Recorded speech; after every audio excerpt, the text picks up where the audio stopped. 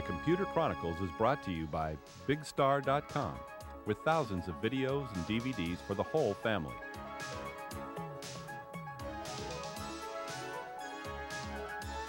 Additional support by TechWeb for up-to-the-minute technology news. And by TVA, Television Associates, bridging the worlds of computers and video with DVD authoring and MPEG encoding services.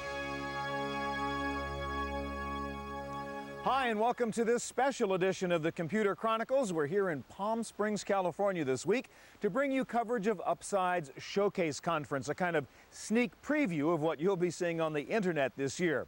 Lots of the top names in the internet industry are here at this conference, including the chairman of Oracle, Larry Ellison, and we'll be talking with him, and a man you may not think of as an internet pioneer, but he is one now, ABC News superstar Sam Donaldson. Last summer they came to me and they said, "You want to start an internet show?" I said, "Well, I don't know about that." They said, "Yes, you want to start an internet show." I said, "Exactly right."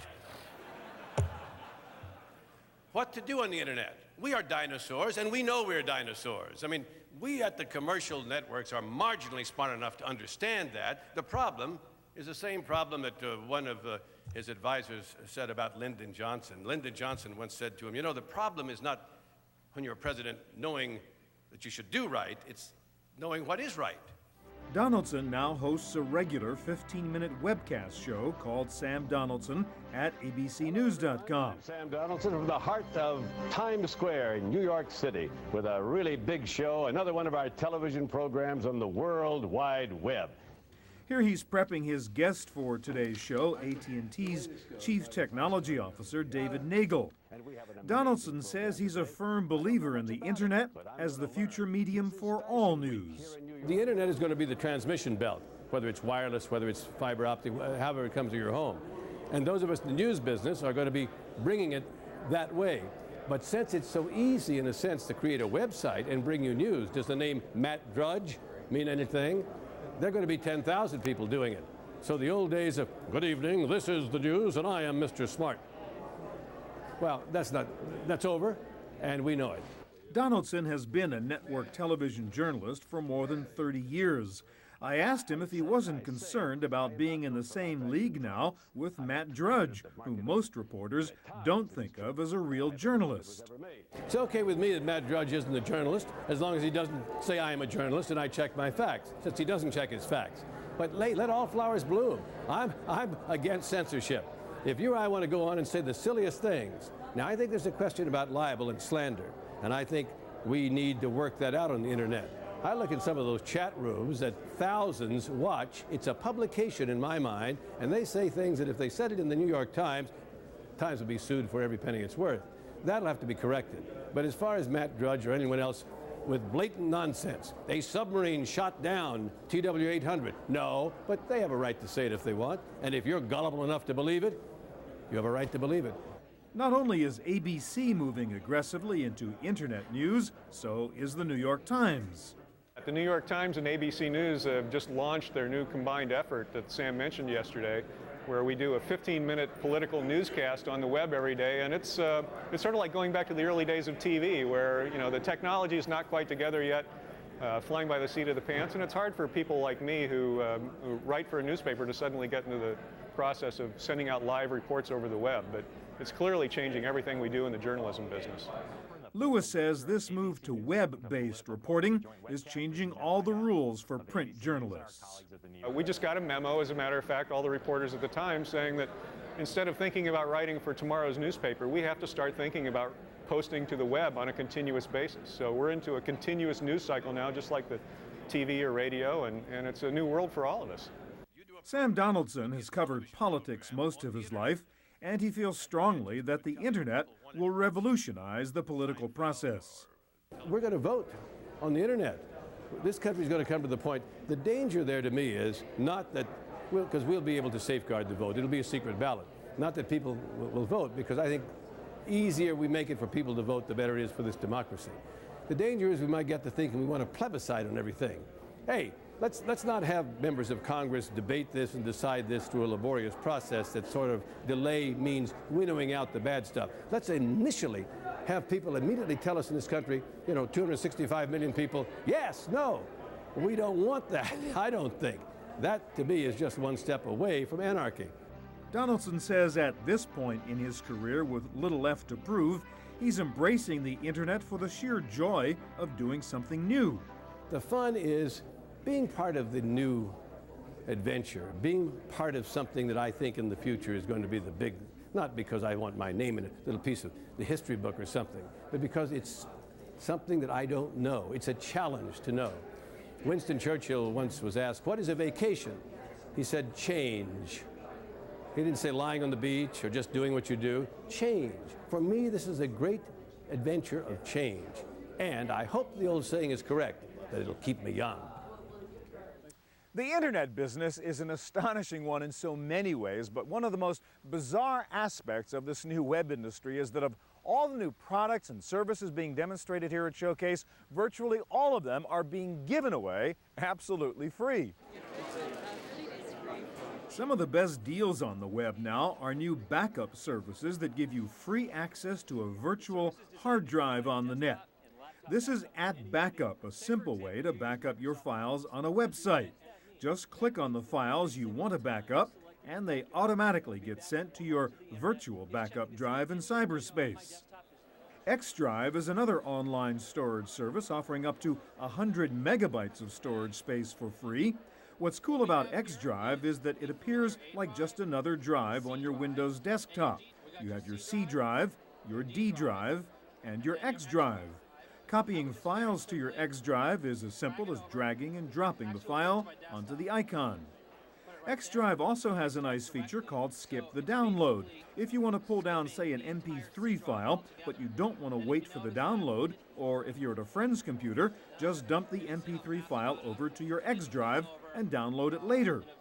And since you're going server to server, it's really fast. This 3 megabyte song moved over to the X-Drive in just 20 seconds. iDrive takes a slightly different approach to virtual storage space.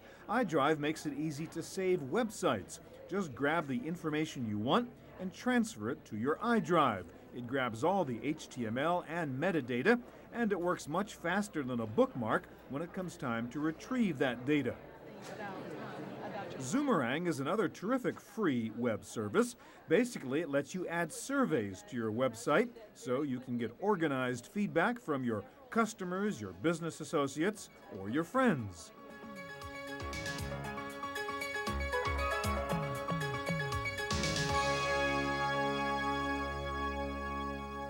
While most web surfing today still involves using a keyboard or a mouse for input and looking at a computer screen for visual output, there was plenty of evidence at this conference that speech is finally becoming a more common medium for communicating with and on the internet.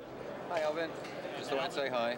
This is Fire Talk, a free download that takes net telephony to the next phase. With Fire Talk, all you need is the plug-in, and you can talk to anyone online. In fact, with Fire Talk, you can carry on a conference call with several people at once. One cool feature of Fire Talk is that you can also chat with other people who happen to be looking at the same website as you. Once you go to a site, Fire Talk automatically alerts you to other Fire Talk users who are logged onto that same site. And you can then chat or even invite the other person to follow you to another website. Pagoo is another new web-based voice service designed for people who have only one phone line for voice and internet access. With Pagoo, even if you're online, when someone calls you, instead of their getting a busy signal, they can leave a voice message. Hi John, it's me. I'm at the airport and I really need you to come pick me up. That will automatically play on your computer while you're doing other work. We've been hearing about speech recognition and voice synthesis for years now, but this may finally be the year when these systems become real. I think voice input and voice output is becoming more real for a couple of reasons. I think the technology has gotten to a point that speech recognition is much better than it was a few years ago. It's still not perfect for dictation or something like that, but it's not bad, and it's good enough to get simple information like driving directions or weather or stock quotes. I think the other thing that's happening is text-to-speech has gotten much better, so that when you get information over the phone, it sounds more like a person as opposed to a computer talking. It's like on-air radio dedications. This is e-dedication, a new way to jazz up your email by adding sound. Do you and your sweetheart have a special song? With e-dedication, you can grab 30 seconds of the song and attach it as a sound file to any online greeting card or plain email message.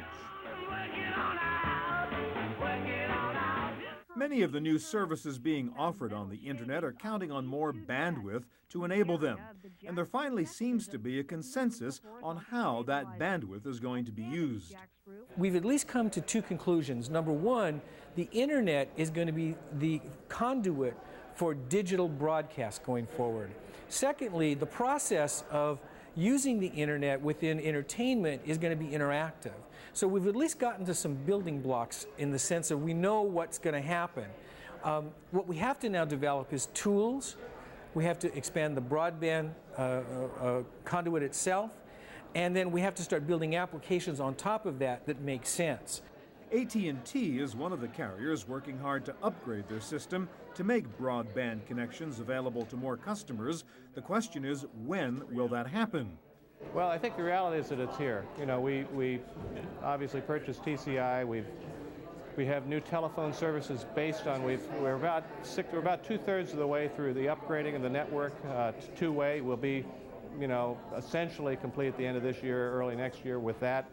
We're rolling out telephone services already in about 10 different markets. The year 2000 is the year when we really put the pressure on in the sense of really rolling stuff out and selling services in a variety of markets.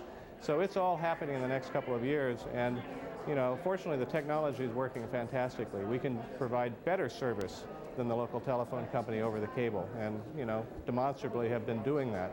So it's here.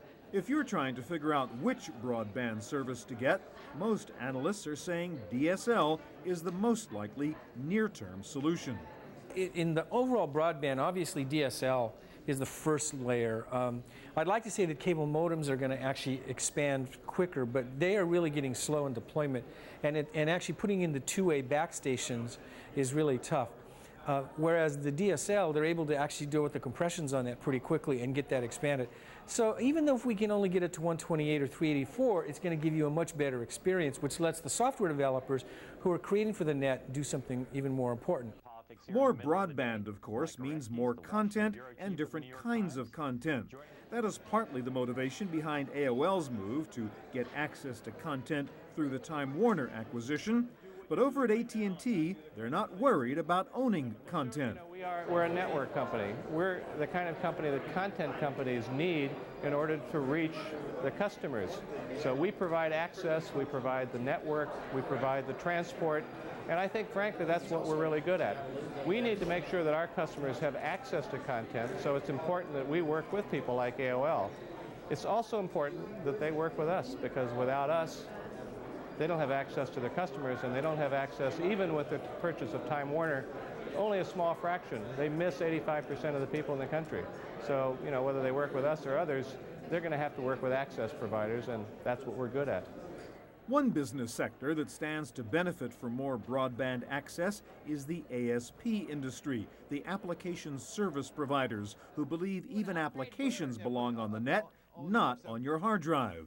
Anyway, 4 years ago, Oracle decided, I decided that we will never again do any desktop software. The desktop software is a ridiculous idea, and it's all going to go away.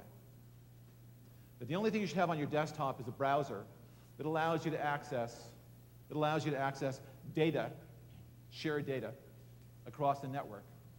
And the program that accesses that data should also be on the server.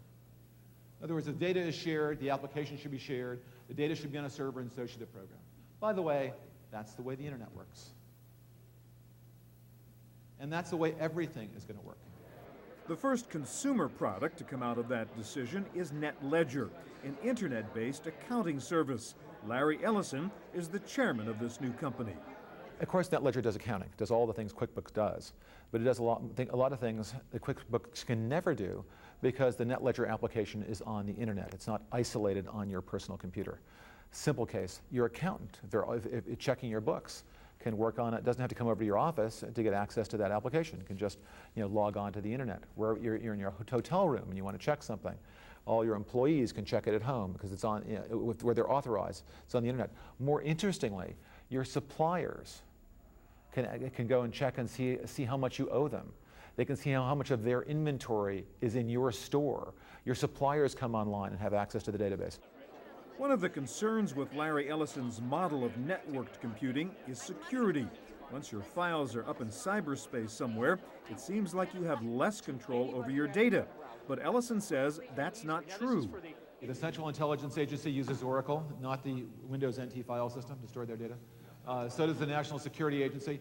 If you think your data is safer on your PC and your file system in your living room than it is in an Oracle database on the internet, you are mistaken. It's not even close. I can hack into your PC very easily. You have no security and no privacy right now if your PC is attached to a network. If your obviously, if your PC is not attached to your network, other people wandering by your PC can get at it. That's the least secure place to put information, the least private place in the world to put information is in your PC file system. In answering a question from the audience about the safety of keeping your data on the internet, Ellison said there's no comparison between the security that a network can provide versus the problems you face on your own hard drive. Sure, but once I'm centralized, I become more of a target. I mean, my individual machine. When's the last time you heard about an Oracle virus? Now, have PCs ever had viruses or security problems? And do you want to make a list of the PC viruses and security problems versus Oracle problems? According to one intelligence agency, we are in excess of 1 million times safer for storage of data than a personal computer. More reliable, less subject to software problems, less subject to failure, and 6 orders of magnitude. Another beneficiary of broadband internet service, that is 384 kilobits per second or more, will be the long-touted but never realized video phone. You're getting close to be able to almost get the video phone. Any PC that has the video camera connected to one of these video phone sites that'll be established in the next year. So at 384, you're going to be getting up to 10, 12 frames per second. While it's not as great as 24 or 30 frames per second, boy, I'll tell you, once you start bringing live images into email and to the communications process, that has a dramatic impact on the way we think and work, whether it be in business or in the consumer spaces, how we communicate. E-commerce has become the killer revenue app on the internet because at least there somebody actually pays to buy something. But based on the products and services we're seeing demonstrated here at Showcase, it seems clear that e-commerce is about to become a lot more than simply buying things online. eBoodle is a neat shopping assistant. It's a web crawler which does the usual shopping comparisons for you on different websites or auction sites, but eBoodle goes one step further, providing an e-shopping management tool. It puts all your online shopping transactions in one file so you can easily check up on what you bought, the status of an order, confirmation numbers, or purchase bonuses earned. Accompany.com is taking a new approach to group buying on the web. Accompany is not an e-commerce site, but an aggregator of buying power. It makes deals with other e-commerce sites and then offers fleet pricing to individual buyers who form buying groups on the web. Accompany says its buying groups can get discounts of up to 50% from a wide variety of online merchants. E-commerce is also moving away from just selling things to selling services. This is Handshake.com. You can find local service providers offering everything from house cleaning to babysitting. While it's easy to buy new products and even new cars online, this website, BestOffer.com, is putting used car sales on the web. If you want to sell a car, Best Offer actually sends out a mechanic to check out your car. They create a detailed condition report and then post that report on the website. For buyers, Best Offer also provides a search engine so you can look for a particular kind of used car. It also offers escrow and financing services. iBooks has created a new kind of online bookseller. Unlike Amazon, iBooks delivers your reading material electronically. And when you're shopping for books, you can search for key terms and then actually look inside the book to make sure it has what you want. Then, when you're ready to buy it, iBooks downloads the book to your personal online bookshelf. The main focus of iBooks right now is IT reference materials. Net Perceptions is a very interesting web service that makes it easy to figure out what it is you want to buy. You fill in a simple questionnaire online, and then Net Perceptions will find what they call shopping soulmates who have similar tastes. The site shows you what other movies, books, or CDs they have ordered as a guide to what else you might like. You've heard of B2B and B2C commerce sites. Well, this is a C2B site, consumers selling to business.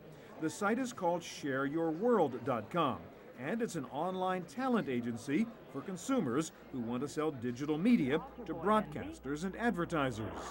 Just post your video clips or your photos on the site, and buyers can scan the inventory and hopefully make you an offer.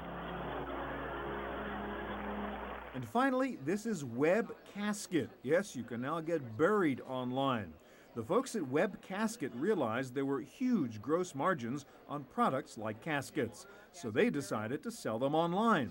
Their prices are about half of what you'd pay at the local funeral parlor, and they're still making a healthy profit.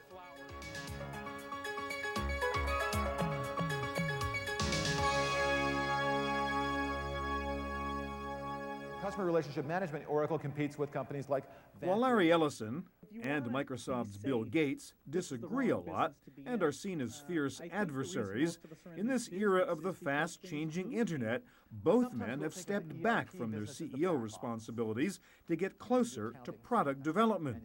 All of these guys at the top who really get it are beginning to realize now that if they don't take control and make things happen, they might be left in the dust. And I think that that's reflected both in what Gates is doing as well as what Larry Ellison's doing. Historically, I have never been terribly interested in the sales or service aspects of our business.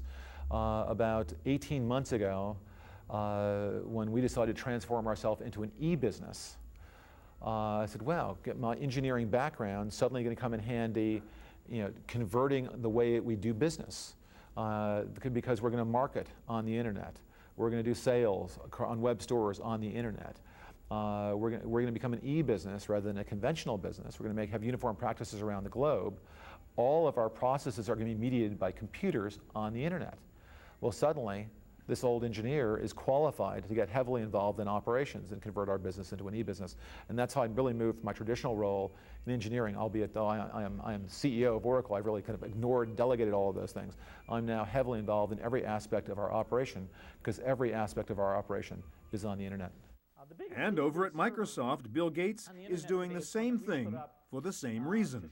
And I am convinced that what Gates did was a critical strategic move because, number one, he will now be responsible for harmonizing all the software activities, but number two, he's going to make sure that it happens. And so I don't see a justice thing at all. I think it's a very smart move, and I think Bill knows exactly what he's doing. There has been speculation that Gates stepped down as CEO to avoid being the focus of the Justice Department's antitrust action. But Tim Baharan says he knows that's not the case. There's no justice connection whatsoever. I've spent a lot of time with Microsoft on multiple issues and multiple strategies. And I will tell you that the number one thing I learned early on, and Steve Ballmer actually told me this back when Gates finally said he got the internet, he said that unless Bill makes it happen, it doesn't happen. But Larry Ellison doesn't quite agree on what motivated Gates to step down. We compete very vigorously with Bill, but I do have tremendous respect for Microsoft and Steve Ballmer and Bill Gates and all the things that they've accomplished. I think people make those decisions often for very personal reasons as well as job content reasons. Microsoft, it must not have been very much fun being attacked by the Justice Department and vilified. And I think they really did break the law. And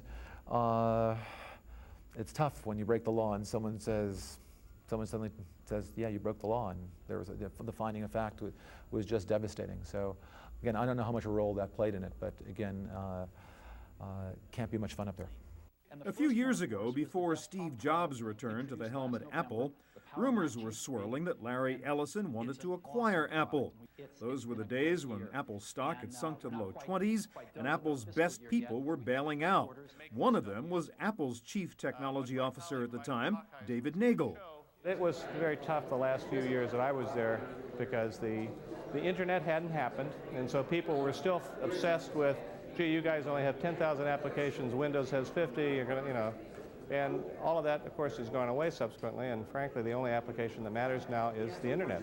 And so the things that Apple is incredibly good at, making stuff really easy to use, and under Steve, fantastic industrial design, and a lot of innovation back in the product line, it almost makes it seem like it'd be fun to be there again. Indeed, the Apple resurgence has surprised many analysts, and the credit, of course, goes to one man, the charismatic and enigmatic Steve Jobs. There's no question that what Steve's done has been fascinating. It's interesting because I met with him a day or so after he came into the company, and at that time he already had in his mind that the big thing was going to be industrial design. This was, almost 2 years ago, and to a lot of us then, we just couldn't see it. And yet the iMac has really set the entire PC industry in a topsy-turvy because now everybody's looking at that. And I think that going forward, besides what he's doing with the next generation of the interface with Aqua, plus the way he's tying iTools to the next generation of the operating system, he's doing some very creative things. The words like astounding come to mind. For me, it really is impressive because I know how hard it is to do what he's done. And frankly, I think that he has a unique personality, not timid particularly. And I think, frankly, anything short of his personality in that position would not have worked. I think it is almost entirely due to his being there and being who he is. But while Apple and Jobs are basking in the glow of success right now, Tim Baharan says that's no guarantee of long-term success. At least for the next 12 to 18 months, he'll keep this company going. Past 18 months, I think it's extremely challenging, but, you can't fault the guy. He's brought the stock up to about 100 plus, and if I was an investor, I'd be ecstatic. For the Computer Chronicles, I'm Stewart Cheifet at Upside's Showcase Conference in Palm Springs, California. The Computer Chronicles is brought to you by BigStar.com, with thousands of videos and DVDs for the whole family.